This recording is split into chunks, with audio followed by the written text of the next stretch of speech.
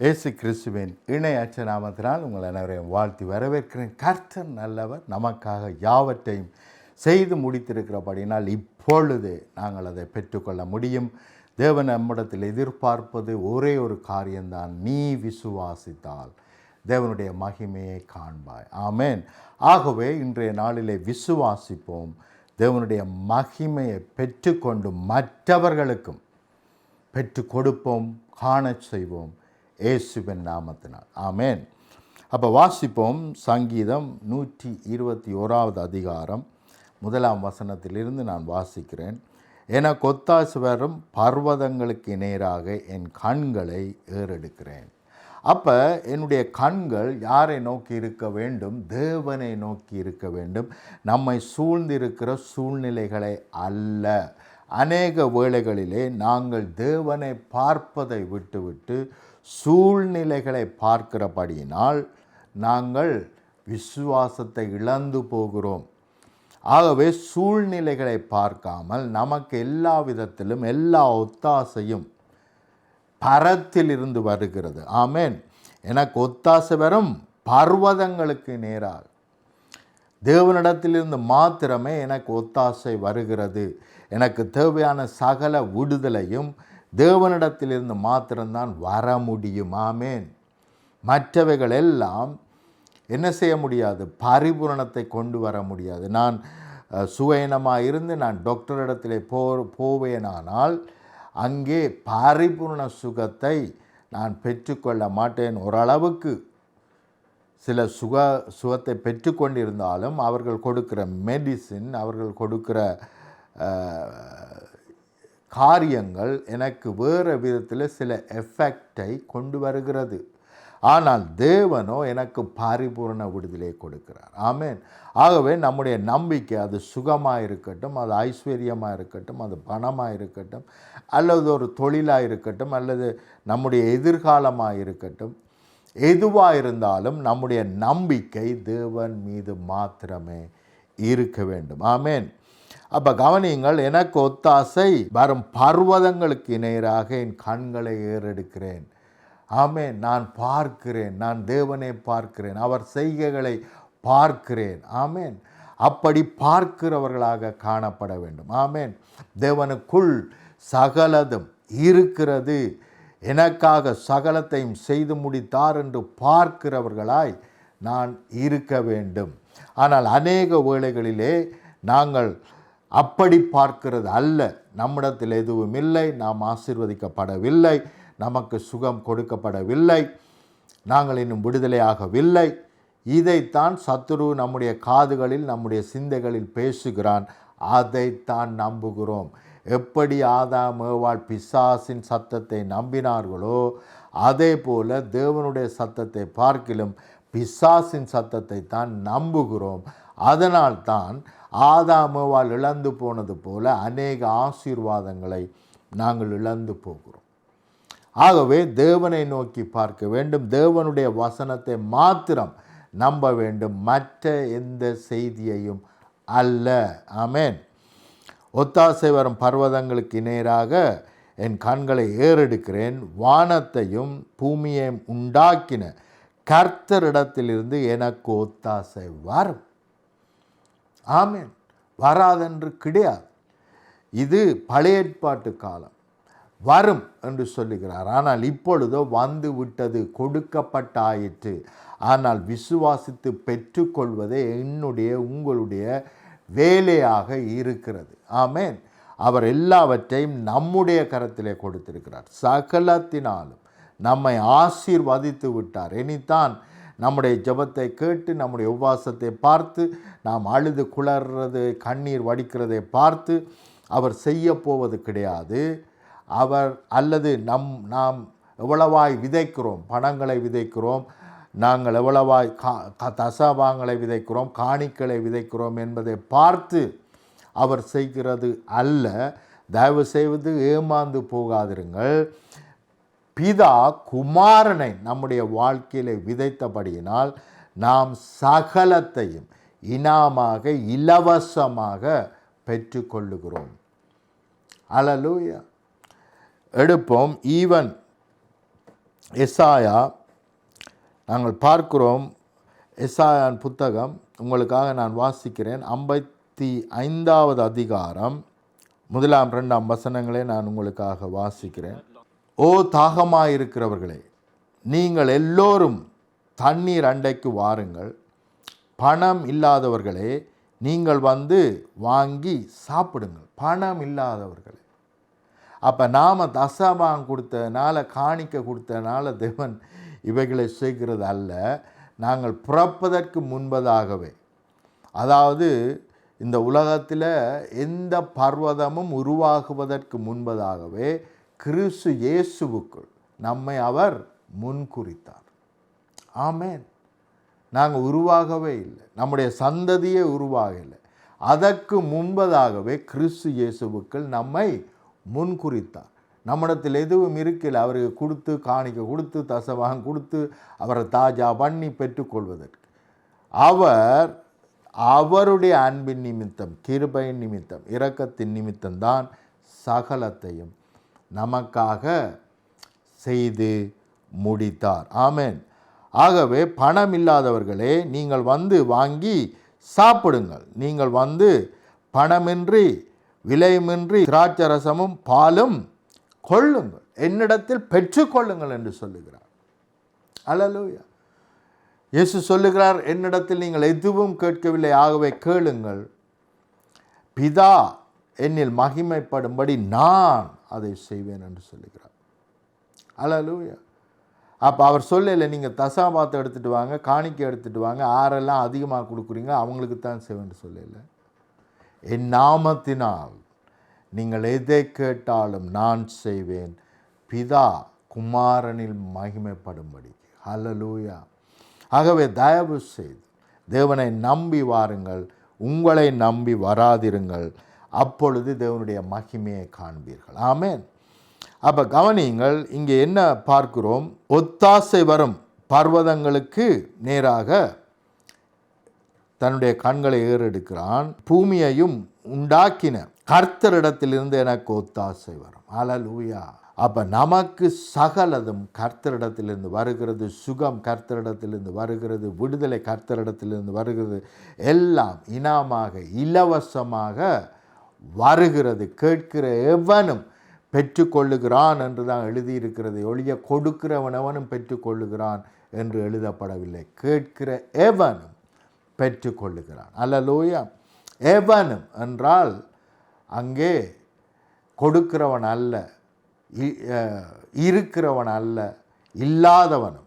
எவனும் என்றால் இருக்கிறவனாக இருக்கட்டும், இல்லாதவனாக இருக்கட்டும், கொடுக்கக்கூடியவனாக இருக்கட்டும், கொடுக்க முடியாதவனாக இருக்கட்டும், கேட்கிற எவனும் பெற்றுக்கொள்ளுகிறான். அல்லேலூயா. உன் காலை தள்ளாட ஒட்டார், உன்னை காக்கிறவர் உறங்கார். அப்போ நாங்கள் தள்ளாடுகிறதில்லை, எந்த சூழ்நிலையிலும் தள்ளாடுகிறதில்லை, சரீர பலவீனங்களிலே தள்ளாடுகிறதில்லை, நோய்கள் நொடிகளினால் நாங்கள் தள்ளாடுகிறதில்லை. எங்களை தள்ளாட அவர் விடவே மாட்டார். அல்லேலூயா.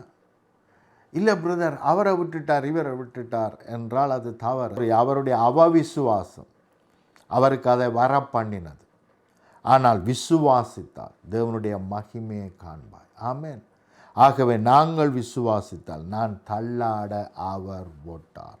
எந்த காரியத்திலும் நான் தள்ளாடப் போவதில்லை என்று நான் விசுவாசித்தால் தேவனுடைய மகிமையை காண்பேன். உங்களை காக்கிறவர் உறங்கார். அப்போ தேவன் உறங்காமல் என்னை காக்கிற தேவனாக இருக்கிறார். ஆனால் நாங்களோ அநேக வேளைகளிலே உறங்காமல் இருக்கிறோம். நாங்கள் நன்றாக உறங்கும்படி தான் அவர் நம்மை காக்கும்படிக்கு அவர் உறங்காமல் இருக்கிறார். ஆனால் நாங்களோ அநேக பிரச்சனை, வேதனைகள், துன்பங்களை நினைத்து அநேக வேளைகளிலே உறங்காமல் இருக்கிறோம்.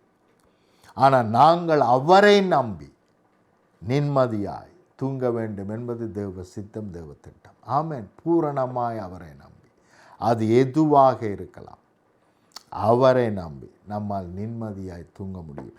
இன்றைக்கு நோய்கள் ஏன் வருகிறது? கவலையினால் வருகிறது, பயத்தினால் வருகிறது.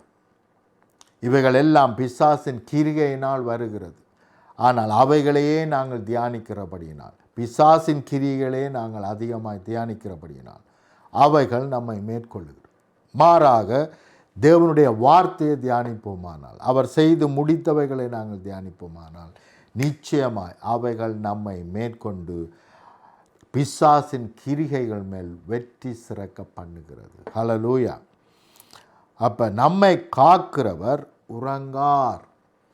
ஆகவே எங்களுடைய ஃபைனான்ஸை பாதுகாக்கிறார், எங்களுடைய பிள்ளைகளை பாதுகாக்கிறார்.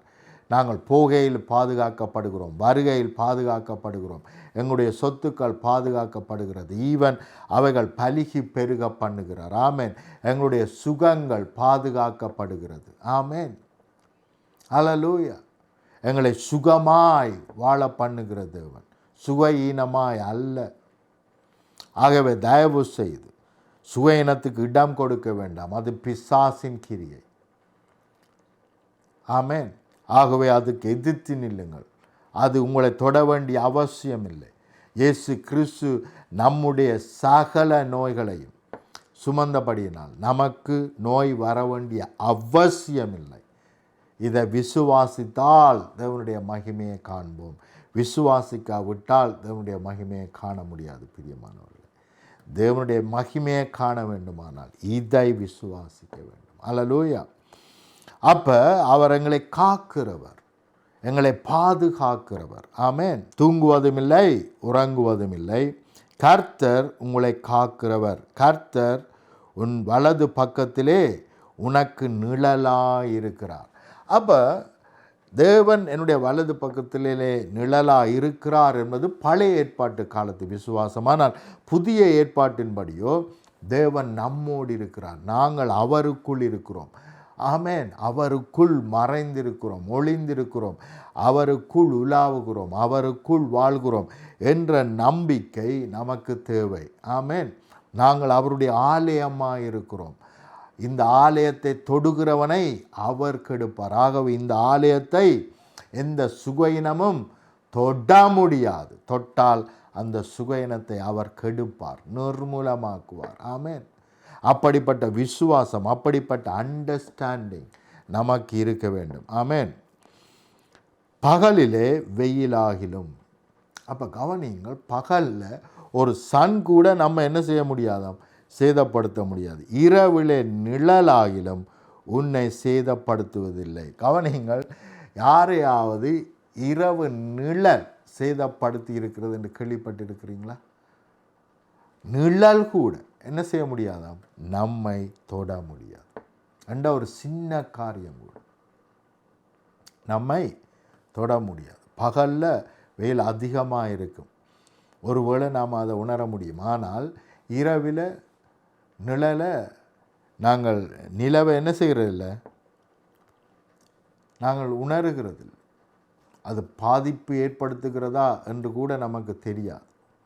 ஆனால் அது கூட நம்ம என்ன செய்வதில்லையாம், உன் வலது பார்சத்திலே உனக்கு நிழலாக இருக்கிறார். பகலிலே வெயிலாகிலும் இரவிலே நிழலாகிலும் உன்னை சேதப்படுத்துவதில்லை. எந்த சேதமும் வருகிறதில்லை. சரீர பிரகாரமாக இருக்கலாம், தொழில் பிரகாரமாக இருக்கலாம், பிள்ளைகளாக இருக்கலாம், மனைவியாக இருக்கலாம், ஊழியங்களாக இருக்கலாம், எதிலும் எந்த சேதமும் வர முடியாது. அப்படி வந்தால் நீங்கள் விடக்கூடாது. ஏனென்றால் இது கர்த்தரிடத்திலிருந்து வரவில்லை. தேவன் சொல்லுகிறார், இவைகள் வருவதில்லை என்றால் அவர் இதை அனுமதிக்கவில்லை. ஹல்லேலூயா. அப்போ கர்த்தர் அனுமதித்தார் என்று நாங்கள் அனுமதிக்கக்கூடாது. பிசாசுக்கு எதிர்த்து நில்லுங்கள். யாக்கோப்பு 4:7 வாசிக்கிறோம். பிசாசுக்கு தேவனில் சார்ந்திருந்து கொண்டு, தேவனை நம்பி, தேவனுடைய வாக்கு தத்தங்களை நம்பி, முழுமையாய் நம்பி, தேவனிடத்திலே முழுமையாய் சரண்டராகி பிசாசுக்கு எதிர்த்து நில்லுங்கள். அப்பொழுது அவன் ஓடி போவான். ஹல்லேலூயா. கர்த்தர் உன்னை எல்லா தீங்குக்கும் விலக்கி காப்பார். பாருங்க, எவ்வளவு மேன்மையான ஆசீர்வாதம். எல்லா தீங்குக்கும். ஆனால் அநேக தீங்குக்கு நாங்கள் எங்களை இடம் கொடுக்கிறோம். ஆனால் வேதம் என்ன சொல்லுகிறது? எல்லா தீங்குக்கும் என்னை விலக்கி காக்கிறதவனாயிருக்கிறார். ஒரு தீங்கும் அணுக முடியாது. அல்லேலூயா. அப்படிப்பட்ட தேவன் நம்மோடு இருக்கிறார். இரவு பகலாய் 24 மணி நேரம் நம்மோடு இருக்கிறார். மேன்மையான காரியங்கள், மகிமையான காரியங்கள் நம்முடைய வாழ்க்கையிலே நடக்கும்படி, நாங்கள் மற்றவர்களுக்கு ஆசீர்வாதமாக இருக்கும்படி, நம்முடைய சாட்சிகளை பார்த்து மற்றவர்கள் தேவனை விசுவாசிக்கும்படி, இரட்சிப்புக்குள் நடத்தப்படும்படியாய் தேவன் நம்மோடு கூட இருக்கிறார். எந்த தீங்கும் நம்மை அணுகிறதில்லை. எல்லா தீங்குக்கும் நம்மை விலக்கி காக்கிறவர். ஆமென். அல்லேலூயா. யாக்கோபிலே வாசிக்கிறோம், தேவன் ஒருவரையும் சோதிக்கிறதில்லை, அவன் தன்னுடைய இச்சையினால் இழுப்புட்டு சோதிக்கப்படுகிறான். தேவன் சோதிப்பதல்ல. ஆனால் அநேகர் அதை நம்புகிறோம், தவறாய் நம்புகிறோம். தேவன் யாரையும் சோதிக்கிறவர் அல்ல, சோதிக்கப்படுகிறவனுக்கு உதவி செய்கிற தேவன். ஆமென். ஆனால் சோதனைக்காரன் என்று பிசாசுக்குத்தான் பேர், தேவனுக்கு அல்ல. ஆமென். ஆகவே சோதிக்கிறவன் நம்மை சோதிக்க வரும் பொழுது அதிலே அவர் நமக்கு வெற்றி சிறக்க பண்ணுகிறார், வெற்றியை கொடுக்கிறார். பிசாசுனுடைய சகல வல்லமையை மேற்கொள்ளுகிற அதிகாரத்தை அவர் நமக்கு கொடுத்திருக்கிறார். அல்லேலூயா. ஆமென்.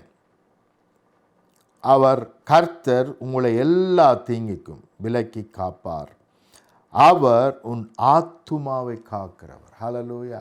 அந்த நாட்களிலே ஆத்துமாவென்றால் அவர்கள் அநேக வேளைகளிலே அவருடைய சரீரத்தை தான் அவர்கள் எண்ணினார்கள் ஆத்துமாக்களாய். ஆனால் ஆத்துமா என்பது நம்முடைய அறிவு, உணர்வு சம்பந்தப்பட்டது. ஆமென். ஆகவே அவர் நம்முடைய சரீரத்தை பாதுகாக்கிறவர், நம்முடைய சிந்தைகளை, நினைவுகளை பாதுகாக்கிறவர். அது எப்படி நடக்கும் என்றால் அவருடைய வார்த்தைகளை தியானிக்கும் பொழுது தான் என்ன செய்கிறது? பாதுகாக்கப்படுகிறது. ஆமென். ஆகவே நாங்கள் அவருடைய வார்த்தைகளை அனுதினமும் தியானிக்க வேண்டும். ஆமென். மாத்திரமல்ல, எங்கேயாவது யாருக்காவது ஏதாவது அற்புதம் நடந்தால் அதே அற்புதம் உங்களுக்கும் சொந்தம். தேவன் யாரையும் பட்சபாதம் பார்க்கிறவர் அல்ல. இன்னொருவனுக்கு செய்தால் நீங்களும் அதை நிச்சயமாய் பெற்றுக்கொள்ள முடியும். ஆமென். ஆகவே வேதத்தை நாங்கள் வாசிக்கும் பொழுது எங்களுக்கு தெரியும், தேவன் எல்லாருக்கும், அவரிடத்தில் வந்த அத்தனை பேருக்கும் நன்மை செய்திருக்கிறார்.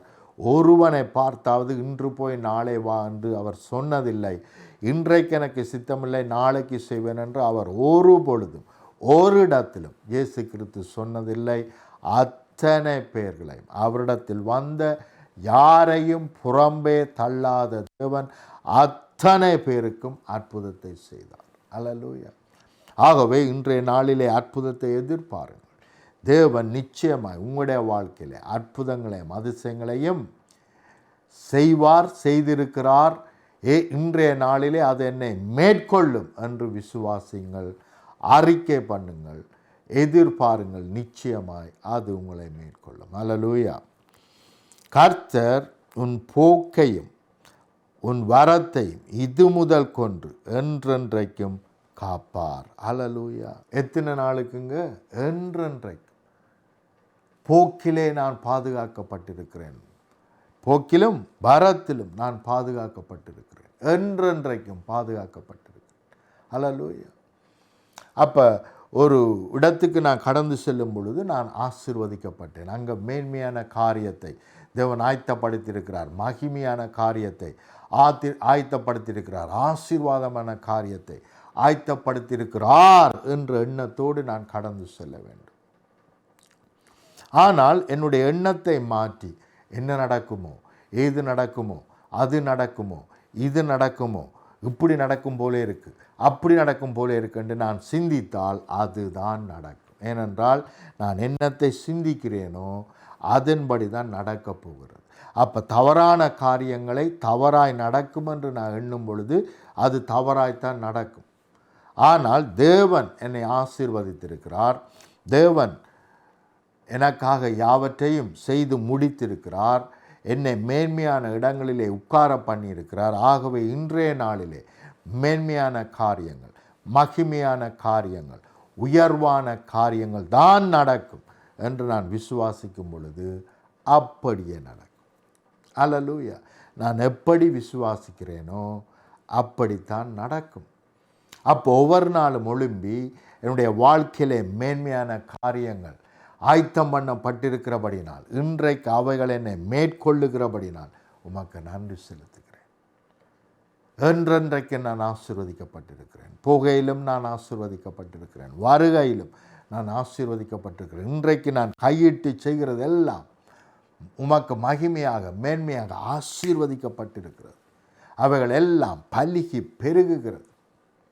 அதற்காக நன்றி செலுத்துகிறேன் ஆண்டவர் என்று சொல்லி ஒவ்வொரு நாளும் அதிகாலையிலே நீங்கள் பேச வேண்டியது அவசியம். படுக்கைக்கு போவதற்கு முன்பாக நன்றி ஆண்டவரே, மேன்மையான காரியங்கள் மகிமையான காரியங்களை ஆயத்தம் பண்ணியிருக்கிற இந்த ராப்பொழுதிலே மேற்கொள்ளட்டும், தரிசனங்கள் மேற்கொள்ளட்டும். நீர் ஆயத்தம் பண்ணினவைகளை எனக்கு வெளிப்படுத்தும். ஹல்லேலூயா. என்னுடைய பிள்ளைகளுக்காக, என்னுடைய எதிர்காலத்துக்காக நீர் ஆயத்தம் பண்ணினவைகளை எனக்கு வெளிப்படுத்துகிறதற்காக நன்றி. நீர் பேசுகிற தேவன், வெளிப்படுத்துகிற தேவன். ஆகவே அது வெளிப்படுகிறதற்காக நன்றி என்று சொல்லி நாங்கள் படுக்கைக்கு போனால் நிச்சயமாய் தேவனுடைய மகிமையை அங்கேயும் நாங்கள் காண முடியும். ஹல்லேலூயா. ஆகவே எப்பொழுதும் தேவ சிந்தியாயிருங்கள். தேவனிடத்திலிருந்து தான் சகல நன்மையும் சகல சுகமும் சகல விடுதலையும் நமக்கு கிடைத்திருக்கிறது. கிடைக்கும் அல்ல, அவர் ஏற்கனவே கொடுத்திருக்கிறார். ஆகவே அவைகளுக்கு எந்த சாய்ஸும் அல்ல.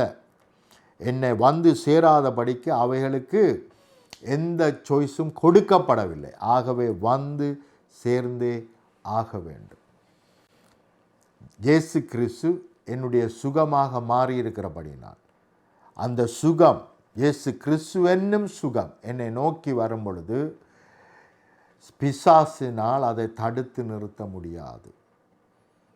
ஹல்லேலூயா. இயேசு கிறிஸ்துவின் பலன் என்னை நோக்கி வரும் பொழுது என்னுடைய பலவீனத்துக்கு எந்த வல்லமையும் இல்லை. அதை தடுத்து நிறுத்துகிற வல்லமை என்னுடைய பலவீனத்துக்கு இல்லை.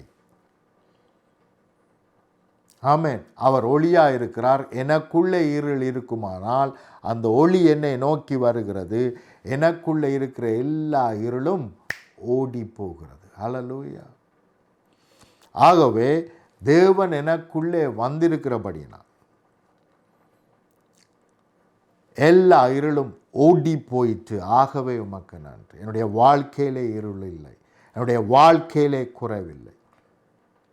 அவர் என்னுடைய நிறைவாக இருக்கிறார். ஆமென் என்று நீங்கள் நினைப்பீர்களானால் அதுவே உங்களை மேற்கொண்டு அந்த ஆசீர்வாதத்திலே பலுகி பெருக பண்ணும். ஆமென். ஜெபம் பண்ணுவோம்.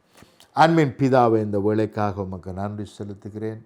நீரே எல்லாமாய், நம்முடைய சுகமாய், பலனாய், ஆசீர்வாதமாய், விடுதலையாய், ஞானமாய், ரட்சிப்பாய், மீட்பாய், நம்முடைய சமாதானமாய், சந்தோஷமாய் இருக்கிறபடியினால் அவைகள் நம்முடைய வாழ்க்கையிலே, இதை கேட்கிறவருடைய வாழ்க்கையிலே மேனிஃபெஸ்ட் ஆவதாக, வெளிப்படுவதாக, குடும்பங்களை மேற்கொள்ளுவதாக, சரீரங்களை மேற்கொள்ளுவதாக. இவர்களுக்காக நீர் ஆயத்தம் பண்ணின சகலதும் இவர்களை வந்து இப்பொழுதே மேற்கொள்ளுவதாக. தடைகளும் தாமதங்களும் நிர்மூலமாகி போவதாக. தவறான சிந்தைகள் மாற்றப்படுவதாக.